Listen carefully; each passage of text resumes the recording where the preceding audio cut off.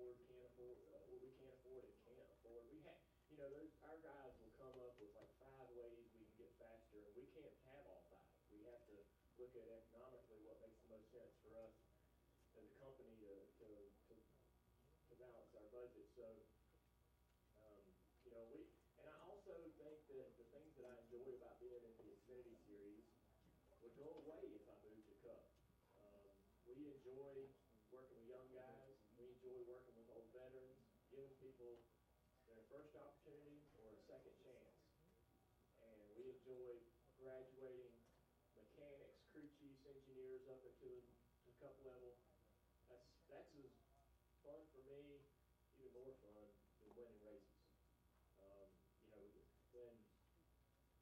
When a driver calls me on my cell phone in the middle of the off season and says, "Man, I got some bad news. I got a call from Richard Petty. They want me to come drive their race car next year. I think I'm going to do it." I'm like, "That's the best news you could have told me." That's exactly what we're trying to accomplish, is to get these guys to the next level. And we wouldn't have that if you're racing the Cup Series. I really like where we're at. I mean, we're successful in the Xfinity Series. Right over here, and then we'll go there. That's not being a friendship. Dan, a little over a month, you'll be back in the car at Homestead. How excited are you for that, and how do you prepare for those races? Yeah, I know it's coming fast. Typically I have all year to sort of wait for it to happen. But I'm nervous. I'll be honest, I'm a little nervous. Just being out of the car for a year, it's kind of tough jumping back in there and getting right back into it and understanding exactly where the limits are. Luckily, they run right on the fence at Homestead, and the limits are right there. So if I get into it, those cars are pretty tough, the little Xfinity cars, so you get in the wall a little bit, not really having to worry too much about hurt your car. So I'm sure I'm going to tear the right side off that thing after practice qualifying through the race. I won't hit it several times, so I'm just going to go ahead and prepare myself for that. But we might just show up, not even have decals on the right side. It's really probably a waste of time.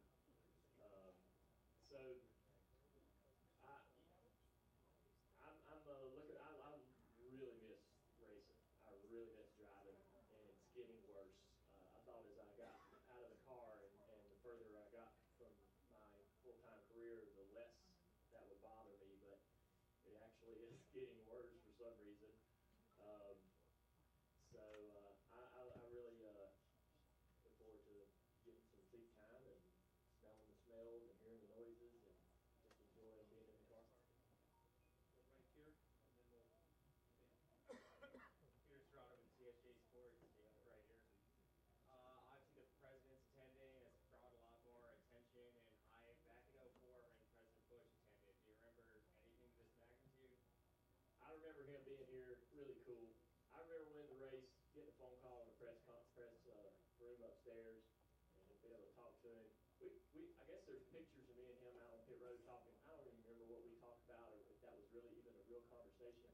Looks like we're just right in the middle of something really good, but it's probably nothing like that. But I actually to be able to have a personal phone call and be able to really have a conversation back and forth with the president as the winner of this race was something I'll never forget. So pretty cool. Certainly brings a lot of attention to us. We already, this is already a big day for us because of this being the most important race of the season, or the biggest race when everybody wants to win. It just kind of adds to that. We're going to go right up here, then we're going to go Bruce and Mark. Hey buddy, Season.net. Very nice vintage shirt for Daytona. Is that something fairly new that you've gotten, or is that something out of the closet? Yeah, I got this on Etsy. $20. I just thought it was cool. I liked they're going around the corner. I love this sort of era of the sport. Sexy little race cars and awesome style. The 70s was just so amazing. I wasn't there to really honestly comment on how great it was, but it sure looked cool. And I always say, if I could have been sort of placed into any particular era as a driver or to be a witness to what was happening and walk around the garage, it would definitely be mid to late 70s. This really looked like a great time for the sport. The sport was really sort of getting some national traction and just had some great characters and personalities as drivers that were bigger than life. Go to Bruce, and we're going to go to Mark.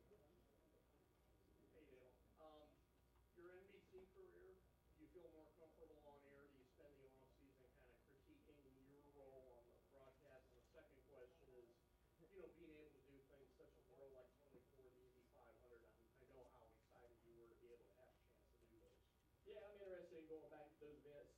They'll let me know. We haven't. I don't know concrete where I'm going, what I'm going to be doing next year, and they'll let me know. And I'm excited if I get those opportunities. It'll be interesting to see how they use me the same time around. I'm not the new guy, seeing it for the first time, so hopefully the role will change just a little bit.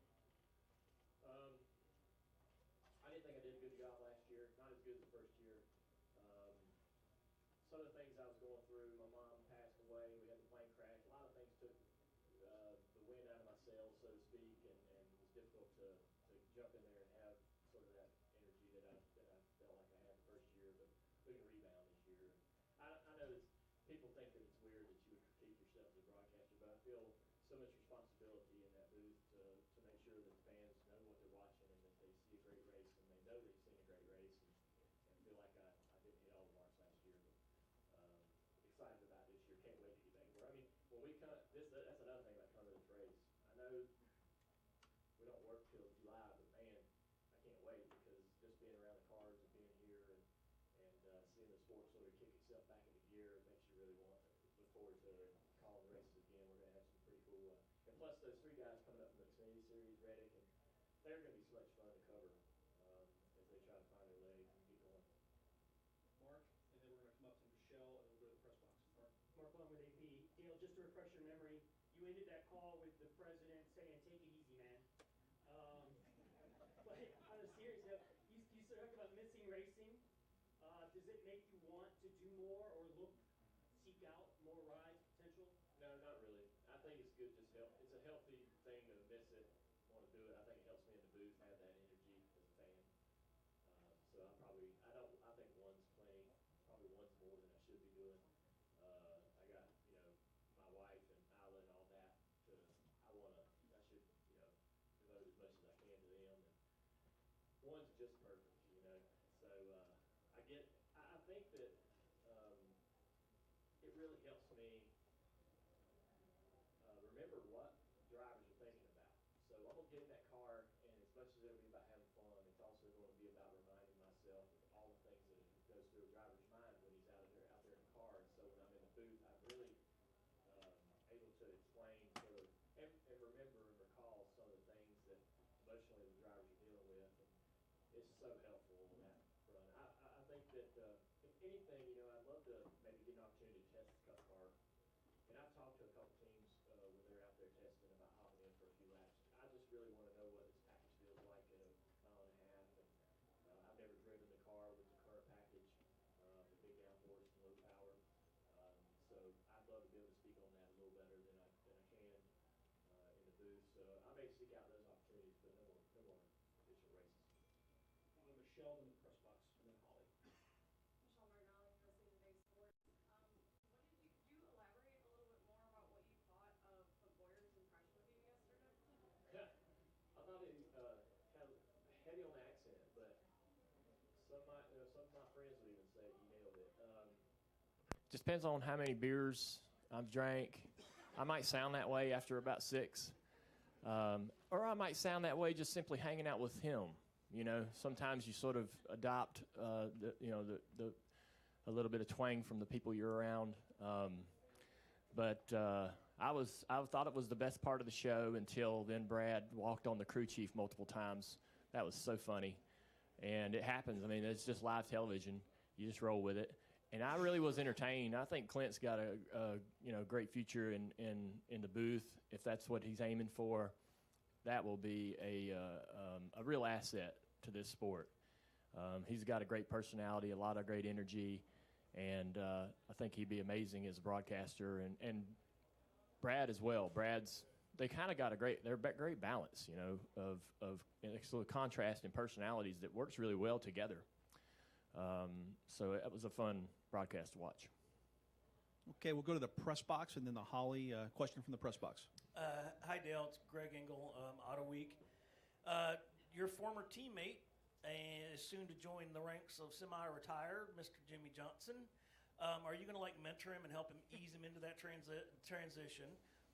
What advice are you going to give him, and what's the best and worst thing about being a semi-retired driver?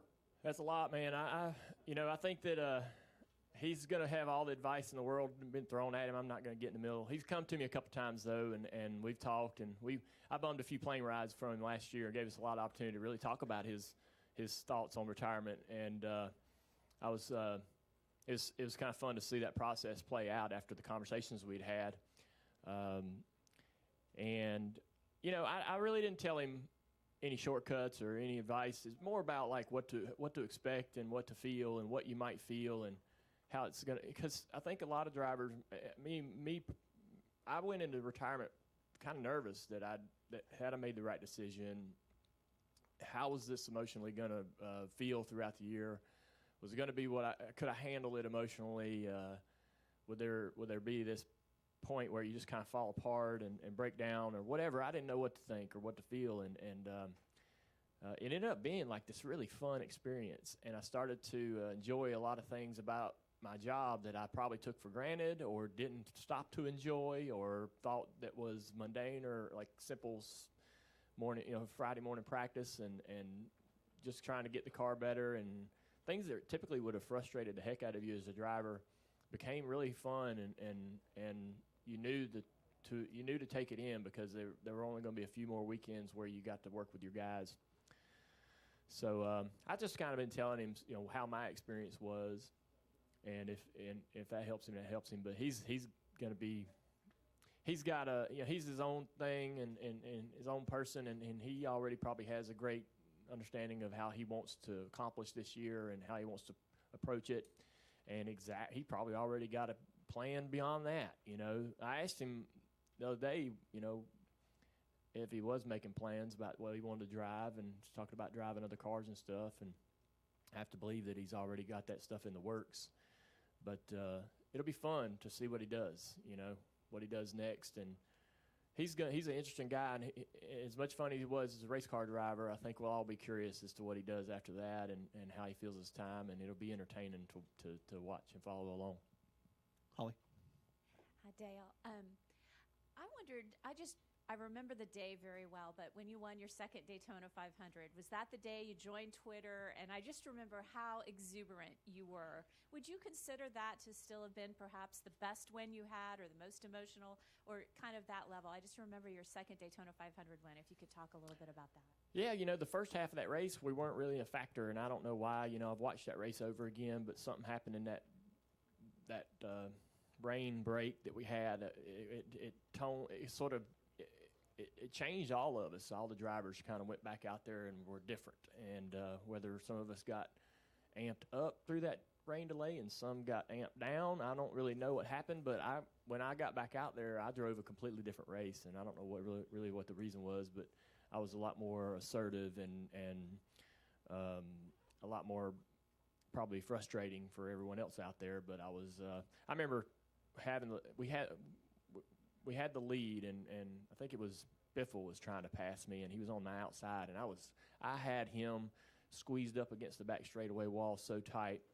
He was like an inch off the wall, and I was an inch off of him, and I wasn't going to move and to allow him to be pushed back by me. I had him so tight up against the wall, the guy behind him was scared to push him. And I was so determined not to lose the lead or just to keep the lead, and I wasn't racing that way in the first half of that race. So that's what I remember when I think about it. But I would have to say, it's hard to pick which win's the biggest one, because that All-Star win with my dad and Victor Lane, that was such a great experience. Winning championships in the Xfinity Series, I didn't think I was ever going to win races and become a champion in anything. So to be able to go through that experience with Dad, too, was pretty amazing. And I watch a lot of those videos just to kind of remind myself, because you get so far removed from it, you kind of forget how special it was. But there's some great experiences. Do we still have a question in the back? Yeah, okay, we take time for two more. We'll take one in the back, and then we'll go over to Edgar. Okay, Jason Beck with Speedway Illustrated. My first question is just a yes or no. You mentioned one race a year. How about a truck? Nope. I don't own a truck. Okay, fair enough. Yeah. Second question is, you talked about the joy you get from mentoring the other drivers and giving them an opportunity. Do you ever get a chance to actually speak with them? And if so, what kind of driving advice do you give them? Like advice on drafting and so forth.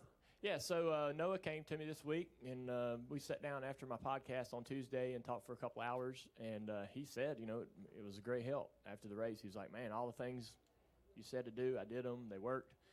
I talked to Briscoe either last year or the year before about, he was like, man, I'm so frustrated with plate racing. Give me some advice. And so we sat down and talked for an hour, and he even to this day says that some of that information is extremely helpful in how he approaches the plate races, and it seems to be giving him some good results. I like helping people, and I always say like to see good people do good things. And so any of those young guys want to come to me, and I hope I can help them. I just kind of tell them what I thought and how I approached the race, and the things that worked for me and the things that didn't work for me, and hopefully it makes sense to them and they take it and use it. Go to Edgar, wrap things up. Yeah, Dale, given your kind of terrifying experience recently flying and then Kobe's tragic death, have you changed your view on flying or given it second thoughts privately? It's really tough for me to get back in the plane, and it'll never be the same. Now that you know the real realities and dangers, it'll never ever be the same again. It's something you'll never be able to forget and never block out, no matter how many flights you take. And the only thing that I can do, I guess, that helps me, and everybody's different, right? This isn't advice for everybody, or this is just what I've done that helps me feel better. Is before I flew, I basically didn't inquire about the weather or any details, any technical information about the length of the runway we're flying into, or I didn't know the performance of my own plane as far as its ability to land and take off, and what kind of airstrips that it could do that and couldn't do that, and there's a lot of things that I just didn't even think about, and I just left it up to our guys that were flying the plane, that if they were comfortable, I was comfortable. And I think that for me to be able to get back in there and go and do and travel like I want, the only way I could do it really was to get into the details and feel I'm not flying the plane, I'm not a pilot, but I have as much control as I possibly can in what I'm doing and the decisions we're making without flying the plane. And, I believe in the two guys I got up there. I've known them for 2 decades. And what I've, in kind of searching out and seeking out this information and understanding how to read the pilots, the information that they have, it's so thorough and detailed, and trying to even, for somebody like me who's never flown a plane, I mean, some of the stuff is way over my head, but I'm diving in there, into the deep end, trying to learn everything I can about the plane's ability and the decisions they make and why they make them. And it's been extremely educational, as you can imagine. I've learned so much in such a short period of time, and it's kind of empowered me to give me the more confidence in what we're doing, and that we are safe, and that I am going to be safe. As opposed to, I don't want to just quit flying. I don't want to just quit getting in an airplane. I need to get over that fear and work hard to get through it. So that's I think the advice that I got from the people that I sought out, they said just keep getting back in the plane. And the only way I can do that is by knowing everything I can possibly know about the exact trip we're going to take. And so that's helped me a lot. Like I say, I mean, I'm learning so much every single time we take off and land. I've learned more about what we're doing and why we're doing it and the decisions that they make, and now I'm a bit more involved in the trips we take and what I'm willing to do and not do when it comes to weather and what airports we're flying in and out of. And I'm extremely overly safe on some of those decisions, and it's a bit probably annoying to my pilots. They'd never admit that, but I have to sort of figure this out on my own, and it's working out pretty good so far. Dale, thank you for the time today. We look forward to look forward to seeing you wave the green flag for the Daytona 500. Appreciate it. You guys enjoy your day.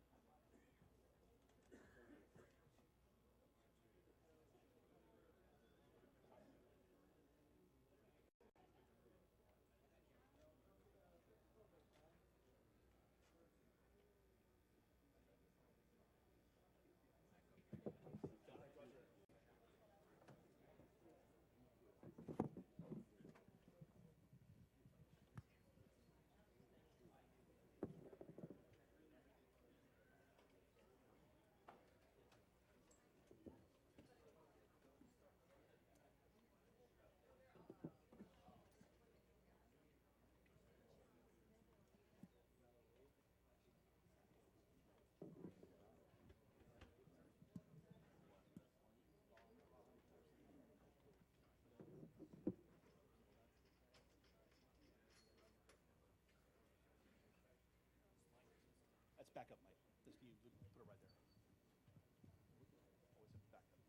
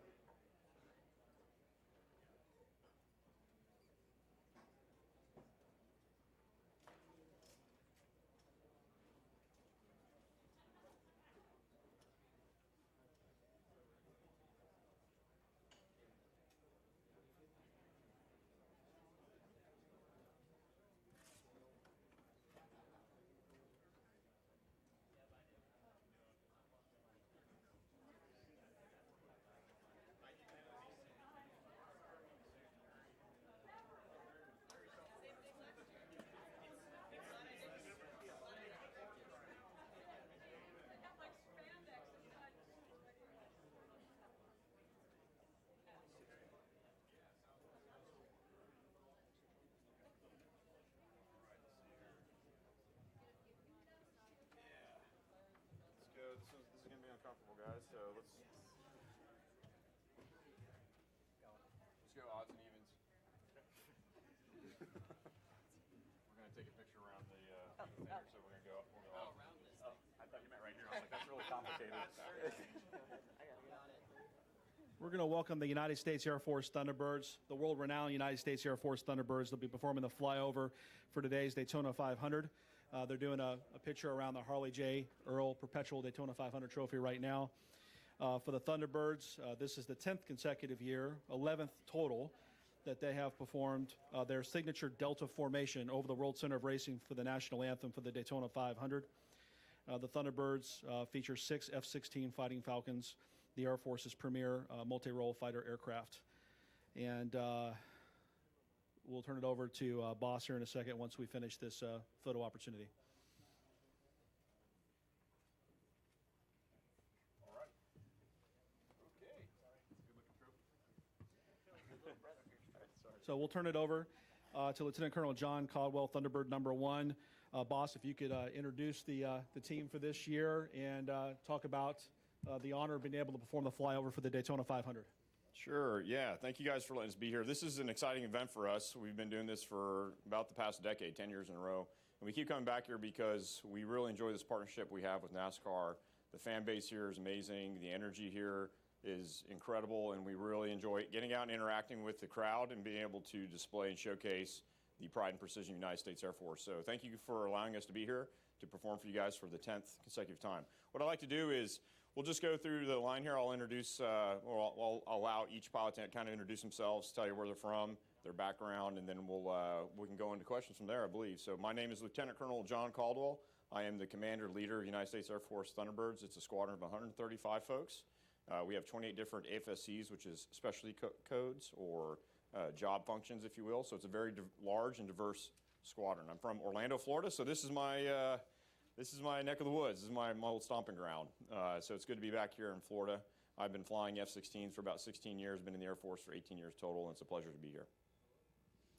Hi, my name is Major Trevor Aldridge. I'm the number 2 pilot for the United States Air Force Thunderbirds. What that means is I fly on his left wing. We go about 500 knots. I'm about 18 inches away, so it's pretty tight. We're excited to be here. I'm from Wichita Falls, Texas, and I primarily fly the F-15, and this is my first year on the team, so I'm just now learning how to fly the F-16. My name's Captain Michael Brewer. I'm from Chicago, Illinois, originally, and sorry, what was that? Sorry, I thought I had a question. Sorry. From Chicago, Illinois, originally. This is my second year on the team. This is my 6th NASCAR flyover, my 2nd Daytona flyover, and I'm honored to be here. I'm Major Zane Taylor. I'm the slot pilot, so I'm basically sandwiched right in between everyone else here. So I think skinny most of the time. But I'm also an Orlando native, so it's good being home. Had dinner with the parents last night. Grew up here. Always wanted to fly. Went to the Air Force Academy. Been flying F-16s ever since. So I've been around the country and around the world, and happy to be here. I am Major Michelle Kern, Thunderbird 5, the lead solo. So this is my second year on the team, so I got to see all of you guys last year. Definitely one of our highlights of the entire season is coming to do the flyover at the Daytona 500. I'm over on the left wing, so same spot as last year, way out on the very end is where you'll see me fly over for today, and I'm originally from Wisconsin. And I'm Captain Kyle Oliver. I'm Thunderbird 6, the opposing solo. Flying off of Mace's wing during the majority of our demonstration. I'm originally from Dayton, Ohio, graduated from The Ohio State University and entered the Air Force in 2010. And I flew F-22s for about 7 years before joining, and this is now my first year on the Thunderbird team, and happy to be here. Thanks. Excellent. We do have microphones in the audience for questions. We'll start off with Dan, and then we'll come up front. Dan? Guys, are you excited for Top Gun 2? I am. Absolutely. You know, that's he's a Navy pilot, which that's where we send all the folks who try out for the Air Force don't quite make it. We all send them that way. So I can tell you that half the maneuvers he fly are prohibited, and he belongs right home in the Navy. But yes, we are excited. And how many times? All of you probably have watched the first one. How many times each? Countless. Too many. I still can't get my girlfriend to finish it though. So. Yeah, I got a 2-year-old and a 4-year-old, and they've already seen it like 10 times. Excellent. Bruce? whenever you get a famous athlete or a famous anybody up for a flight, do you guys have side bets as to how quickly you'll get them to pass out? So it's number 7 and number 8. So they're over there in the wings. There are guys that I always get to fly. Those guys. We definitely speculate a lot, and it is interesting to see some professional athletes who are in very good shape and very good at their sport, who just come out of the jet like a pile of Jello, and they need to go take a nap for the next 4 hours. So it's interesting. And then you'll have, some 5 foot tall, 100-pound girl that just crushes it. So it's cool to see who does well and who doesn't. So when you speculate, what's usually your first tip off that they're going to go down quickly? I think the nerves are the biggest indicator. So if you get into the jet with a mentality of I might get sick, you're probably going to get sick. I think I'm old enough I can just tell by looking at them. It's just the sight. I just look at them and I say, that's a G-locker right there. Taryn Walk with NASCAR.com. This question is for Boss over here. Oh, hi. You're good. What exactly is your role when it comes to timing the flyover? Ooh, okay. That's a great question. So, for everybody in the crowd here, let me just give you an inside look on a flyover. Doing a flyover is really easy. Doing a flyover well is very difficult. So if you just want us to fly over a stadium, yeah, we can do that. That takes very little skill. But to hit it perfectly on alignment, on time, on target, with the correct formation, at the correct speed, with the correct optic, and the sound. We even plan out when do we want the jet noise to hit the crowd in relation to the Being Brave, and what part of that note do we want? Do we want that to hit the crowd, and when the singer is hitting that? So the timing is a big piece of that. And really, there's two major elements. There's really three major players in getting the timing right. The three major players are the singer. The singer has to be consistent with how they sing. They have to hit certain times because we are going 500 miles an hour, and we're going to start our run 20 miles away over the ocean. And so we have to, once that train's on the track, it's going. So if she starts changing her the song length, it carries the note a little bit longer, then we have to react to that. So as she is singing, we are reacting to the changes and the time that's going to take her to get to that Being Brave. The second piece is my number 7, who's over here, who's tracking that. So he's got a little command station. He's got a little headset on. He's got an Excel spreadsheet, and he's got every single word of the song, and he's checking to see if she's on her timeline. If she's not, he's got to communicate to me that she's 5 seconds early, 5 seconds late, 1 second early, 1 second late. And then the third person is us. So then we have to respond to that. So really there's three major people, three major parties that are responsible for getting the timing just right. So you get that perfect optic, you get the perfect sound where we're flying right out of the stadium, right at that Being Brave, and that's what we always shoot for. And in general, we do a pretty good job at that, and we take a lot of pride in that. And you're out front, so you're the one who has to set the pace, right? That's true. That's right. So yes, and most of the time if we're off, I'm the most visible target, so I take all the heat, and that's okay. See, for us, all we have to do is just be on the wing and look good. So we have the easy job. We're going to go to Gene, then to Jenna. Gene. About 3 weeks ago, Jaguars quarterback Gardner Minshew, at you guys' invitation, took the request to fly with you guys. He said he passed out at about 9.1 Gs. Could you just, for any of you that might be familiar with this experience with Gardner, could you talk about how he did, and did he handle it better than maybe most people who just do this for one time? Yeah. Well, we'll have the pilot come up here. Yeah, Gator. Story time about Gardner. Great guy, by the way. We really enjoyed having him there. Yes, sir. It's not my fault, I promise. Yeah, he actually did fantastic. And after we pulled 9 Gs, usually you can talk to him immediately after that and ask him, hey, Gardner, how you doing back there, bud? Hear nothing, silence. Ask him a few more times. A few seconds later, he comes on and says, yeah, I'm feeling great. It got a little dark there for a second. Yeah, I bet it did. So anyways, he was a fantastic individual to fly with. Really fun around the squadron, hanging out with the team, and performed extremely well, with the exception of the 9G pull, which he didn't handle that well, but I think he enjoyed it and really had a great time with the team. I'm Lieutenant Colonel Kevin DeFalco. I'm Thunderbird 7, Operations Officer. Thank you. We'll go to Jenna. Jenna Fryer, AP. Will you guys do anything with Air Force One today? And what do your jets look like next to that big beast?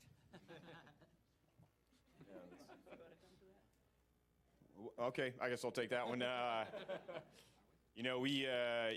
Security is obviously sensitive around the President Air Force One, so we're always cautious when we talk about exactly the movement of it and our relationship to it. I mean, I could tell you, but then I'd have to kill everybody in this room, so that we don't want to do that.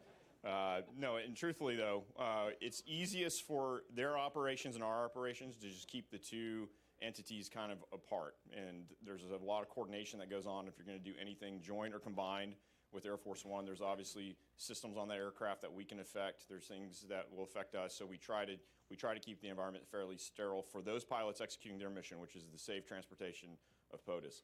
So we will be in a supporting role for their arrival and their departure, but we will not. We're going to try to keep the pieces and parts distinctly different. Now, once he gets on the ground and our integration with him there, that's a different story. So hopefully we got a few things up our sleeve in that regard.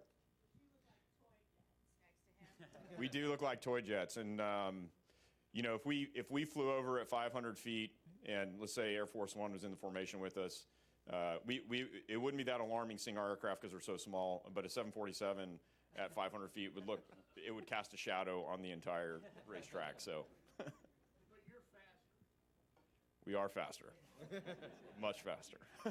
We can go Mach 2.05, and I was talking to some of the folks. We took them out to the flight line yesterday, and I let them know that the reason why the aircraft can go incredibly fast. You know, it's 29,000 pounds of thrust. It's a 17,000-pound airplane. We can accelerate going straight up, and Mach 2.05 is our limit. And the only reason that's the limit is, as I said, our canopy starts melting when we start going that fast. So we're literally limited to the heat that is generated from the air, the friction of the air hitting the aircraft, kind of like a shuttle on re-entry. So, but the aircraft is capable of actually going faster than that if we wanted to, but we lose our canopy, so we don't do it. Thank you, boss. I think we've got some special presentations. We'll wrap up the Q&A and turn it back to we ready for some presentations. Yep, so let's go ahead and do those right now. Absolutely, okay.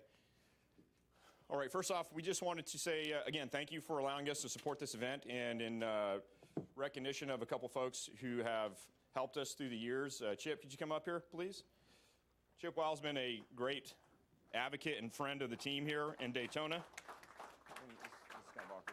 Yeah. Let me just say a few words. And Chip's really done a great job building this relationship with the Thunderbirds and Daytona. And honestly, we feel like our organizations, we're part of this family, part of this community, and really a lot of it's due to Chip's efforts. So Chip, thank you so much for everything. We wanted to present you with this lithograph of the 2020 team. For you to hang on your wall, and all right, thank you, buddy.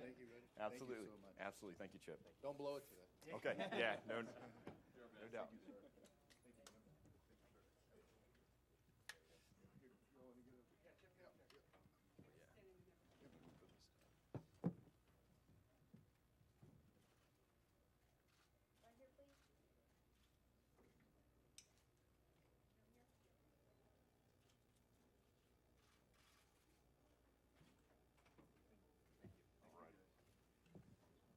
Okay, we have one more presentation for Darius Rucker. We just want to say thank you for supporting this event. We think it's fantastic you come out here and spend your time at Daytona. So we just wanted to show our appreciation for your support of the event by giving you a lithograph as well. And this is from the 2020 team. This is a picture of us flying over Huntington Beach. So. Thank you, guys. Thank you. Hello. How are you? It's good to see you, man. Thank you Darius, very much. yeah, absolutely. Awesome. Thank you. Wow.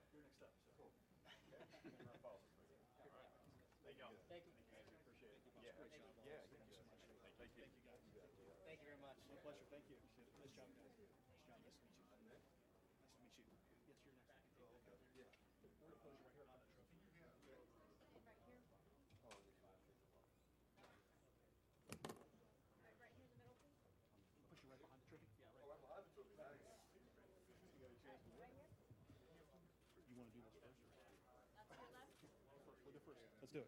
Mm-hmm. Yeah. Once you head on up there, Chip. Here.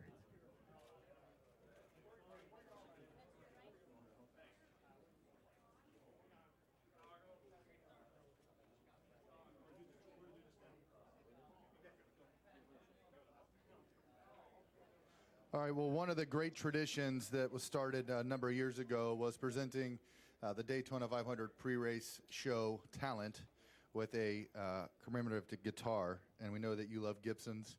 Unfortunately, we lost Sam Bass last year, who had been designing them for a long time. So we have a new artist, so you'll have the first guitar that is not a Sam Bass original, but we think this would look really good this summer when you're on tour.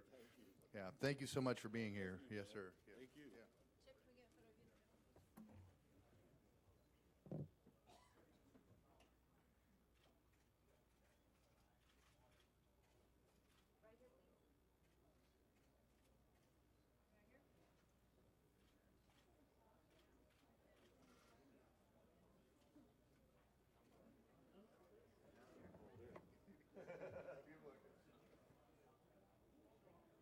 Even got a pickup in it, so if you want to play it today, we're ready. Thank you very much. Yes, sir. We'll put that. Thank you very much.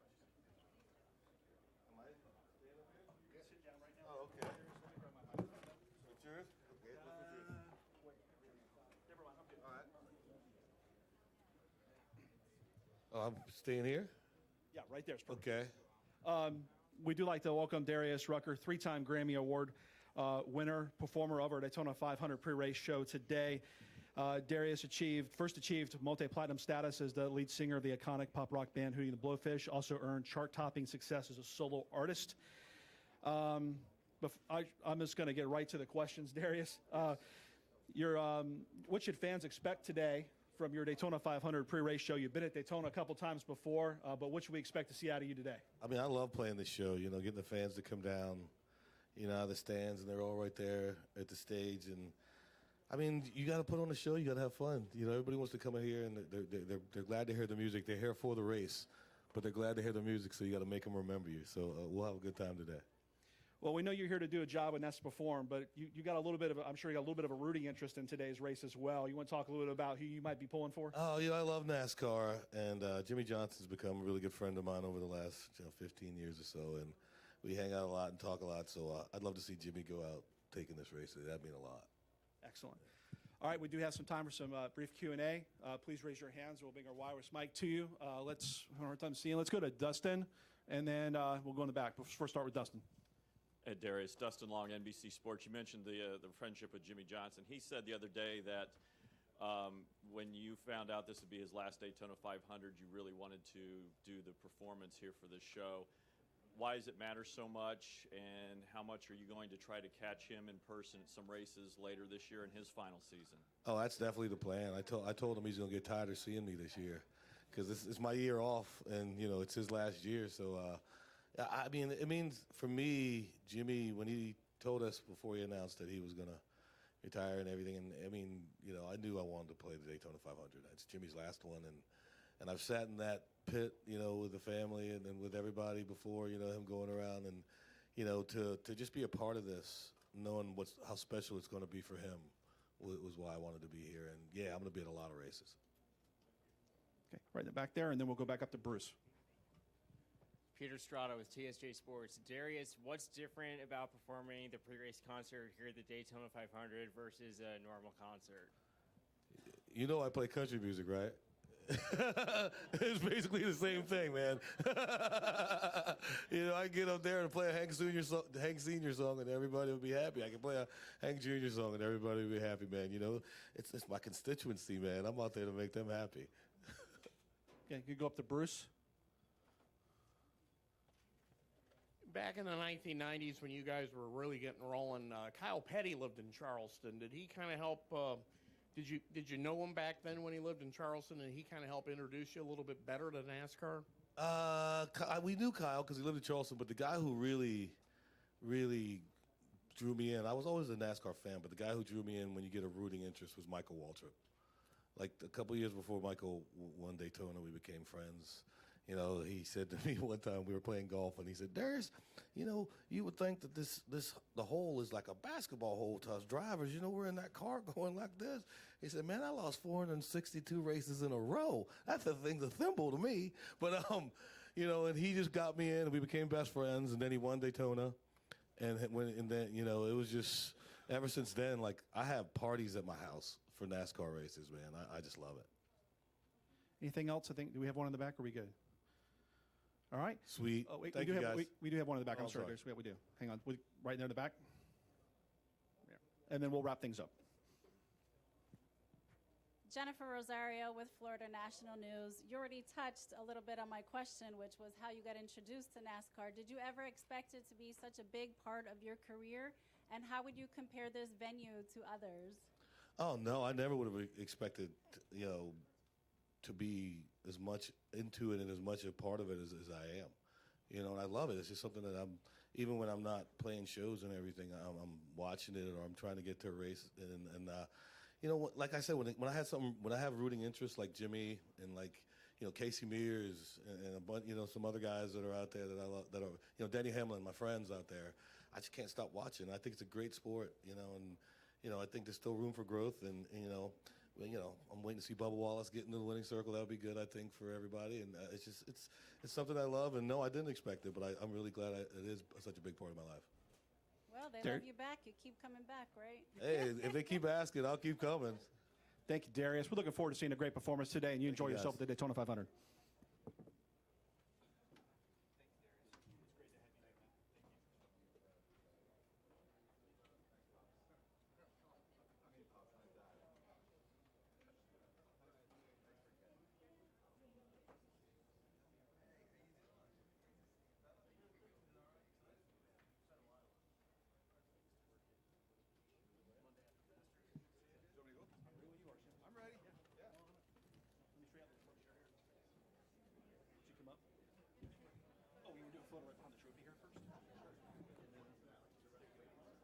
Like this.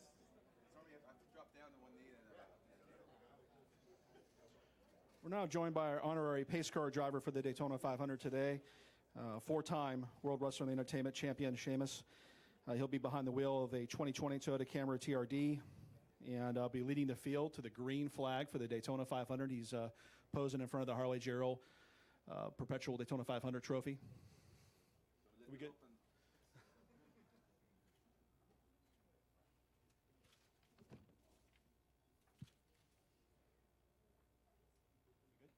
Okay, if you want to sit down. Yeah.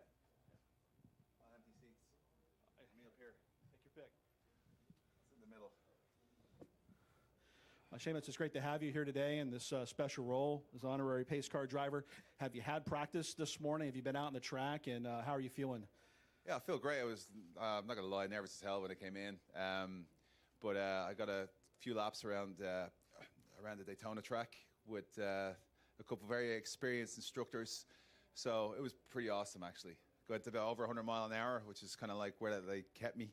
But some of those bends are pretty nerve-wracking, you know what I mean? Like those drivers doing like twice that speed, so many cars around them, it's insane how good they are. Did you have any expectations coming here what the track was going to feel like when you were in the car? I mean, you can have all the expectations you want, but once you get on the track, it's just a completely different experience. Like, I'm not going to lie, I just feel like a big kid getting out there, just jumping in the car and just driving around. Like, no speed cameras, no speed traps. Just being able to push the pace cars as to a really good speed. But no, I'm really excited to get out there and be part of NASCAR and be part of the Daytona 500, the Great American Race. I know how special this race is. This is the WrestleMania of NASCAR, and to be the pace car driver is a massive honor for me. I know John Cena was the only other person to do it, so it's a pretty awesome list to be a part of. Excellent. If you have any questions, please raise your hand. We're bringing a wireless mic. We're going to go right back there. You're fast in the draw there. How's it going? What's your I've name? been waiting for this all day. Brian Mapes of Xfinity Racing. Like you said, John Cena drove the pace car a few years ago. Did he give you any advice, or is he still mad at you for putting him through a table to win your first world championship? Yeah, Sorry, I live life in kayfabe. It's all right. No, I think he's still mad at me. He didn't give me any advice. I haven't really seen John. John's been doing a lot of movies the last year or so, last couple of years. So he's been on WWE TV less and less. But I did watch what he wore, and he wore the baggy pants and baggy T-shirt. So I wore the really tight pants and really tight T-shirt. So I feel like I'm better prepared than John was that day. So we'll see. And we'll go right here to Matt. Hey. How are you? Hey, Matt Baker with the Tampa Bay Times. First of all, what are your thoughts on WrestleMania in Tampa? And then how do you stay in shape when you're on the road so much? First thoughts on WrestleMania is it's awesome being in Tampa. Like, I moved to America in 2007 from Ireland, not knowing what to expect. A country that rains most of the time, doesn't really get much sun. And I stepped off the plane at Tampa St. Pete in 07. I nearly had a heart attack. It was the end of September, and it was like almost 100 degrees. I was like, what have I got myself into here? But I think it's fitting, like starting in Tampa at FCW and now that WrestleMania is there, it's incredible. I've been plugging for it for a long time to have WrestleMania in Tampa. We've had them in Orlando twice, and Miami, of course. So I think it's overdue, but it's going to be an unbelievable event. And as for the diet thing, at 42 now, I kind of had to get my act together. Metabolism was slowing down. And especially when you wear like Speedos in the ring, you can't really, kind of have to, restrict your love handles a little bit. So I stick to a pretty decent diet whenever I can. And I try and, I use an app called RP Diet, which basically helps me track all the food I take in every day. So if I spill over, I have to do another 30 minutes on the treadmill. So I try and avoid that as much as possible. Go to Chris in the back. How are you, Chris? Hey, all the cool kids at the back of the class, yeah?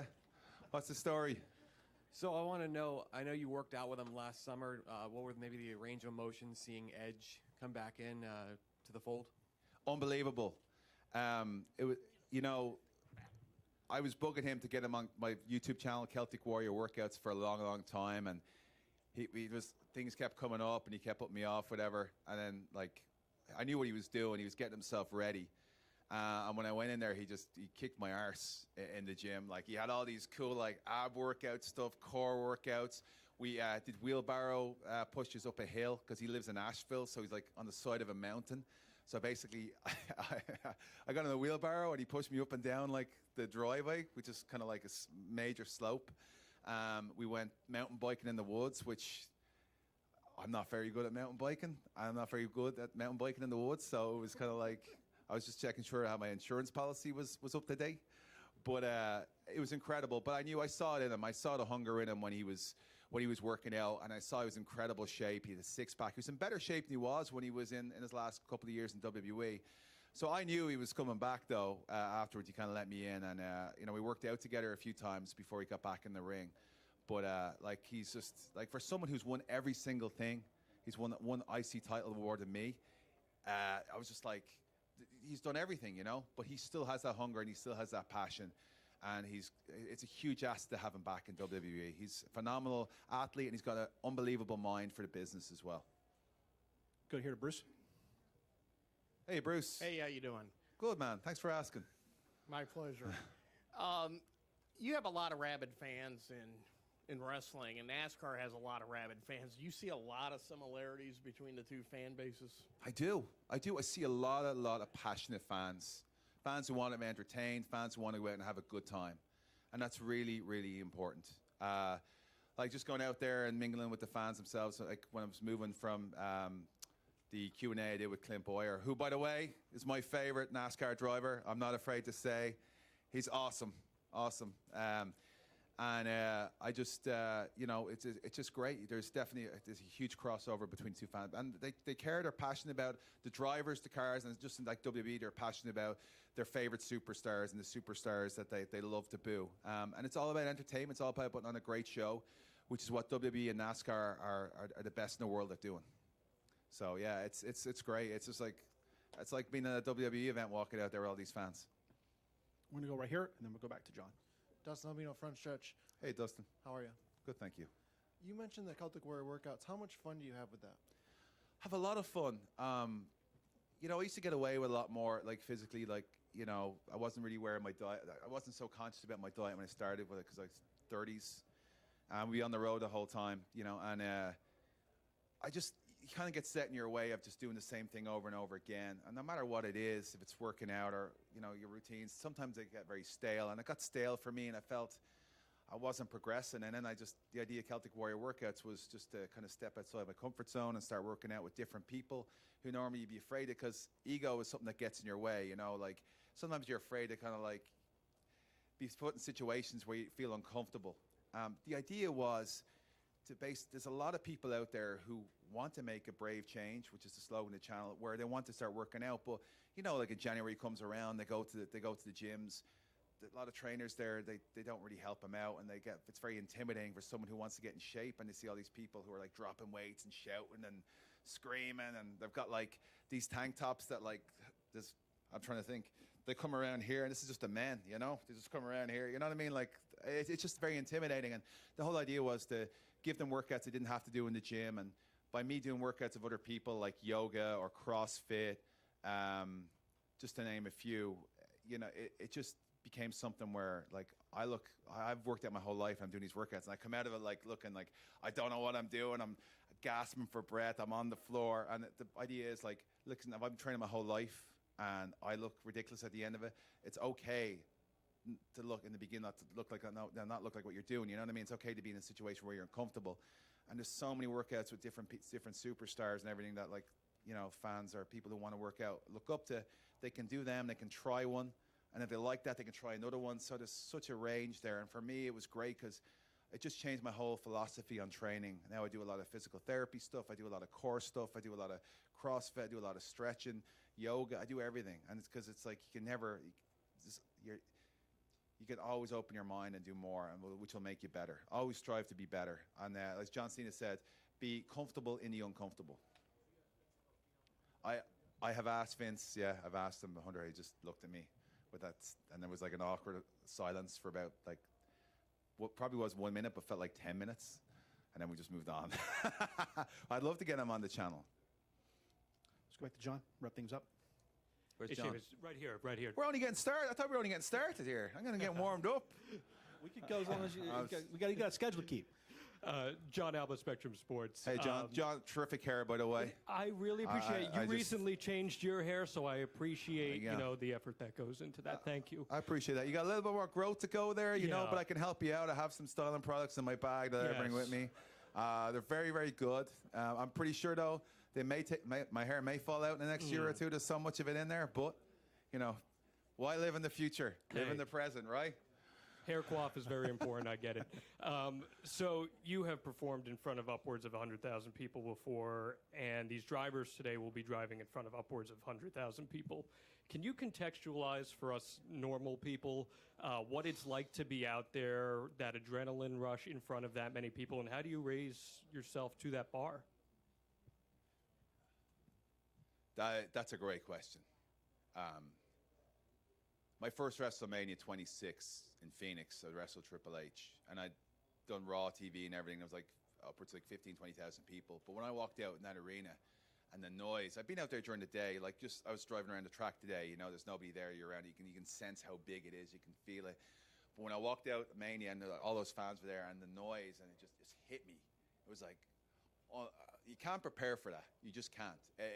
It's hard to describe or put into words exactly the feeling that goes through your mind. But I think once you get through that initial kind of like situation where you take everything in, you know, that overwhelming experience, then I think it's just, you just kind of go on autopilot, you know? Like, I'm sure the same for the drivers out there as well. There's like, I saw Clint, obviously, as I said, like he's doing a Q&A. I can't imagine how nerve-wracking it is for him, knowing that, you know, all starts today with the biggest race of the year, and he's like doing Q&A stuff, but then he's got to get back in his car, he's got to mentally prepared to drive, you know, to race and go out there to win it. And it just, I feel like once you get out, I'm sure the first couple of minutes or the first 20 minutes is going to be nerve-wracking, but once that car gets going, they're going to be like just tunnel vision all the way. And that's kind of the same with Mania. Sometimes it's hard to take in, you know, everything that's around you because it's so big.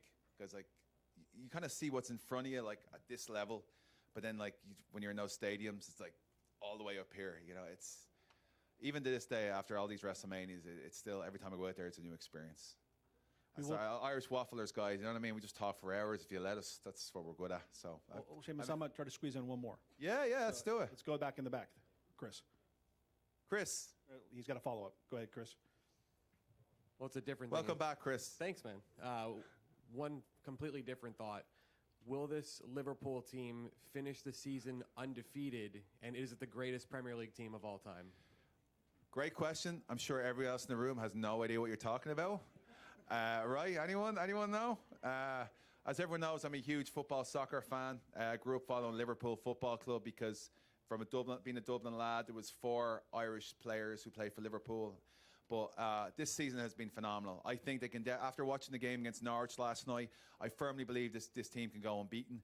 They may even win every single game, and they are on course to be the greatest, not just Liverpool team, but top flight English team of all time, maybe even top European team of all time. And it's unbelievable. I just have to pinch yourself because it's living in this moment of this team, having a senior team being crap for so long, and now, like, you know, being on the cusp of like just dominating everybody is phenomenal. I'm overwhelmed. I don't want the season to end, to be honest.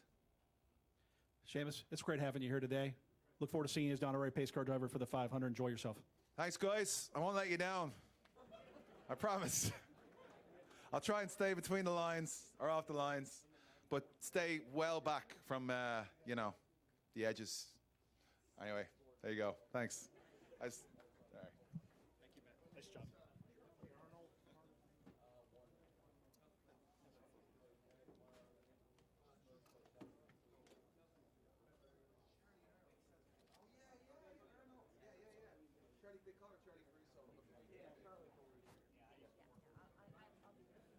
She was on Fox 59. Oh, sorry.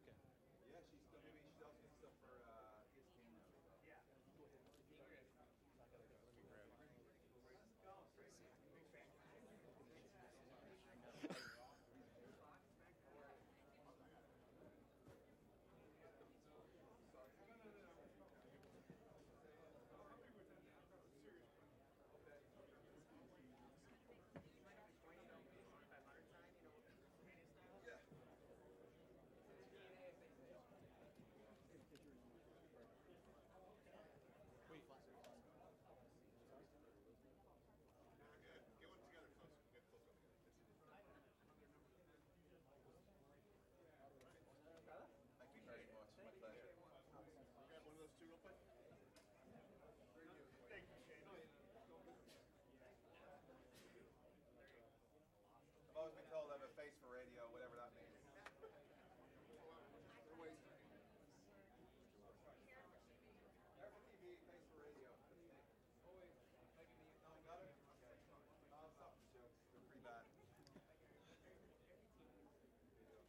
Thanks again for that, mate. Thank you, Appreciate sir. it.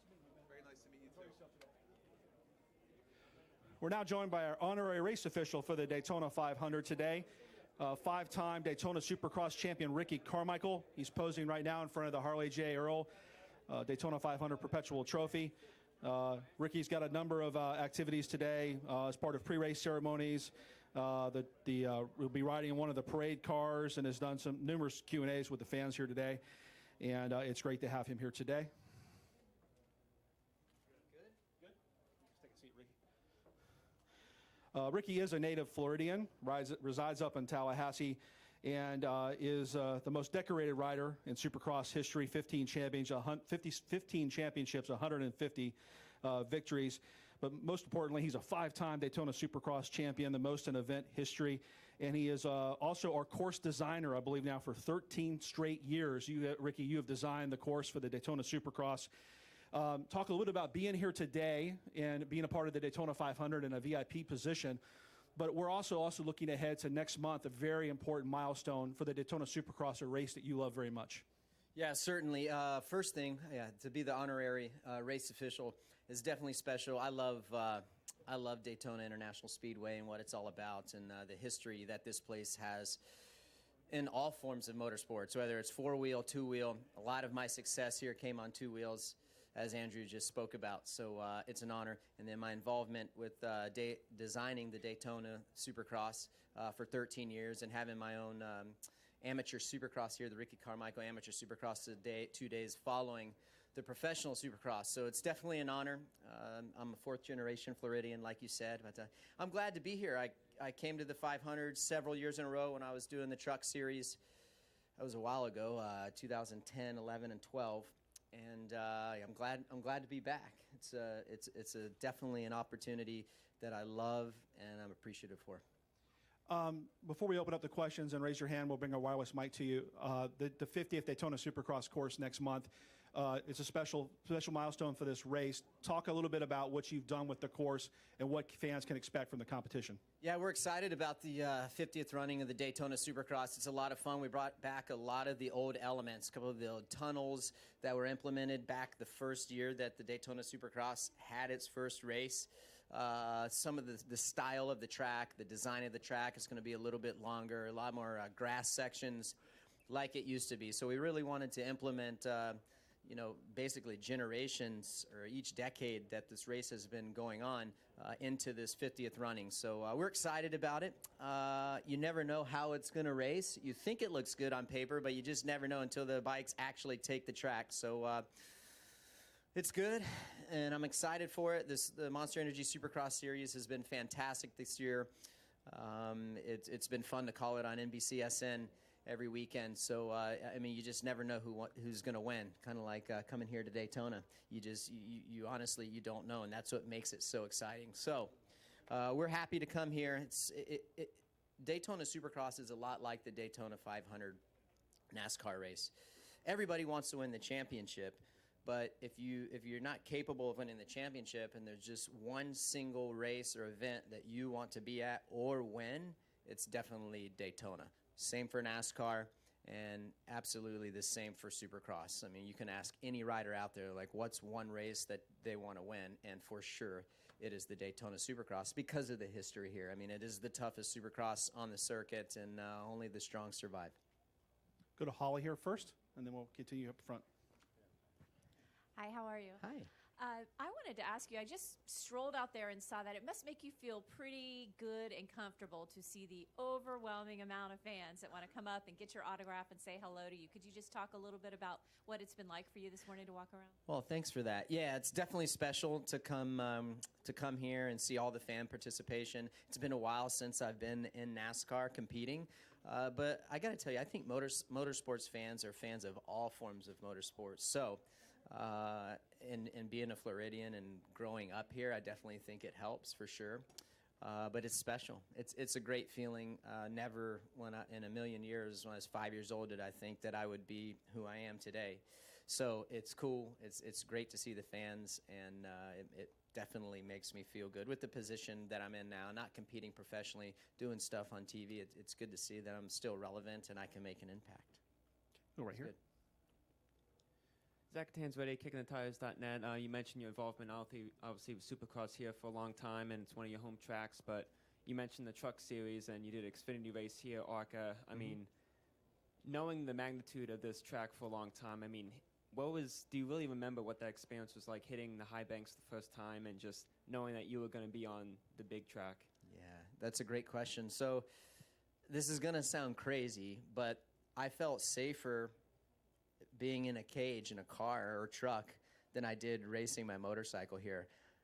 I loved racing here on two wheels, on dirt bikes, and I loved winning here. When I would come here, I had a confidence. I had the confidence like, man, it's going to be a good weekend. But you always knew you were going to have to throw it on the line, and speeds were high, and something went wrong, and you hit the deck that, you might not be able to walk away. So coming around here in the high banks and the speeds, I loved it. I absolutely loved it, but I felt safe at the same time. So it was an honor to be able to do both. Not a lot of people have been able to do that, and at a high level. So my five times I've won here 6 times, but 5 times in the Premier class. To be able to do that here at Daytona, and then at the Truck Series level, and then the Xfinity level, that's pretty special. And although I didn't get the results that I wanted to get, it was still an opportunity that most never got, and I was very thankful for that. Go right up front, and then Bruce, did you have one too? No, right up front here. Steve Schweitzer, the Lasco Press. Ricky, you mentioned your truck experience here. Any thoughts of returning maybe as an owner, a truck owner? Definitely not an owner. Myself and Kerry Hart had a Supercross team, and it was fun. It was an experience, but not an owner. If I ever got the opportunity to race some NASCAR races, I would most certainly do it. With a great partner And I think that it would be a lot of fun because there would be no pressure, and I think we could really move the needle as far as marketing goes and having a fun time. I feel like I have some unfinished business left in NASCAR, but yeah, I would love to do it again, but definitely not at a team owner role. My days of being a team owner in any kind of racing are done. And let's go to Jacob. Jacob Zielman, Speed Sport. Ralph says stay out of trouble, by the way. Right. Yeah. While Ralph's got the day off, right? Yeah, exactly. Two quick ones for you. Yeah. You won 5 times here on 2 wheels, 4 in a row at one point. What do you feel like contributed to your success in the Daytona Supercross? And then now being an analyst in the booth, how have you seen the sport evolve and change since you've been riding? Well, the reason that I believe I did so well on 2 wheels and was able to win the races that I did is just my physical fitness. I lacked a little bit in talent compared to some of the other guys, so I had to work harder physically to beat them in races. And when you come to Daytona Supercross, you can lack a little bit in talent, but you have to be the best guy in shape. If you're not the best rider in shape, the odds of you winning here are slim to none. So that's what always put me over the top. And then, of course, it was like my home race. Being a fourth generation Floridian made a big difference. There's no doubt about it. Every time I came here, I was super comfortable. And then being in the booth, a lot's changed. Basically all of our events are live on NBCSN. And I would say the parity in Supercross has changed in my day and the days of Ryan Dungey, Ryan Villapoto. Those were guys, they'd win multiple races. When I say multiple, I'm talking 10, 11, 12 races. Now, you don't know who's going to win. There are 7 to 10 guys that legitimately have a shot to win the race. So those are the differences in the sport now when I look at it. Just like I said, TV package, outside sponsorships, and the parity that the series has. And then for me, winning here, just outworking people. There's no substitute for hard work, and that's what I always hung my hat on. We'll go right here. Luis Torres, Motorsports Tribune. No, so this is Jimmy Johnson's last Daytona 500, and of course in the Supercross world, Chad Reed's final season. What do you think the legacy that Johnson and Reed has left in the world of racing, not just from their discipline, but racing in general? The legacy they're leaving is incredible, and I'm going to tell you why. Because when 20 years from now, when you see a trailer with Jimmy Johnson on it or Chad Reed, you're going to think, man, I got to watch that guy race. He was incredible. You think of Jimmy Johnson, 7-time NASCAR champion. His results speak for themselves. And as far as a spokesperson for the sport, for a sponsor, for a team, it's at such a level that is going to be really hard to compete with. And I have a ton of respect for Jimmy. So, I think it's incredible. I'm excited for him. I think he's going to have a fun year. I hope that he can enjoy it, racing his last full season in the Cup Series, rather than getting so caught up in the battle, because this is a season that he's never going to be able to get back. So I really hope that he's able to enjoy the moment and just enjoy this experience. And the same for Chad Reed. He's not getting the results that he wants, but at the same time, I just really, truly hope that they can enjoy their final season and look back and see what they've been able to build. Their legacies are incredible, and it's an honor, and I'm proud to say that I've watched both of them win championships and compete at the highest level in their respective sport. Ricky, thank you very much for visiting us. Thanks. We look forward to seeing you back at Daytona Saturday night, March That's right. 7th, for the Daytona Supercross. It's going to be a lot of fun. I expect to see all you guys here, right? Yeah, okay. Thank you, Ricky. Thanks, guys.